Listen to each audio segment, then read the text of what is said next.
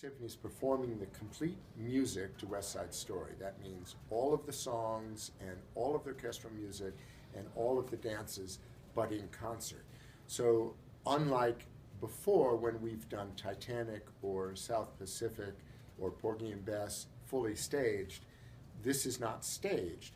However, our actors will memorize their parts, and there is some spoken dialogue, not a lot, but they will be in character, if not specifically acting out the scenes. What's interesting about West Side Story is that it was a collaboration between four utter geniuses. I mean, Leonard Bernstein wrote the music. Stephen Sondheim, it was one of his first assignments at the age of 27 to compose the lyrics for West Side Story, and they're a dream. They're extraordinarily inventive, and they're a very important part of the show.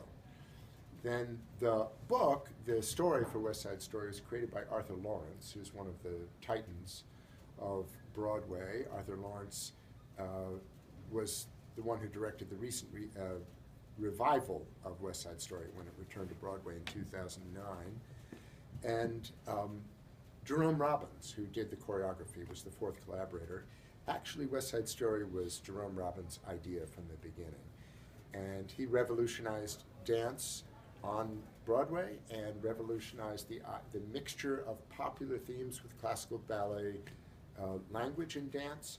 And he was really the captain of the original production. So a lot of what took place was Jerome Robbins' idea.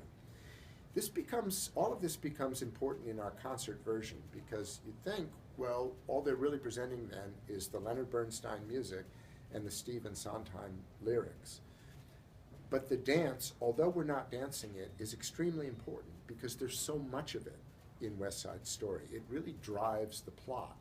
A lot of the conflict between the Jets and the Sharks, the rumble, the scene at the dance, the final funeral procession, that was all dance. And so it gave Bernstein the chance to write a great deal of dynamic music without dialogue.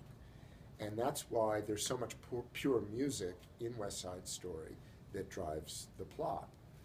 The book is also important, the story, because Arthur Lawrence managed to write just about the shortest spoken dialogue, the book portion of West Side Story, in history of Broadway. There's very little spoken dialogue in West Side Story compared to other shows. It was intentionally designed that way so that the music would carry the drama. What that means is that, unlike many shows, if you did only the music, it would seem like excerpts from the show. In this case, doing the complete score to West Side Story is most of West Side Story. And I think people will have a very clear sense of the narrative, the drama, the theater of it all unfolding quite naturally, even though most of the dialogue won't be present.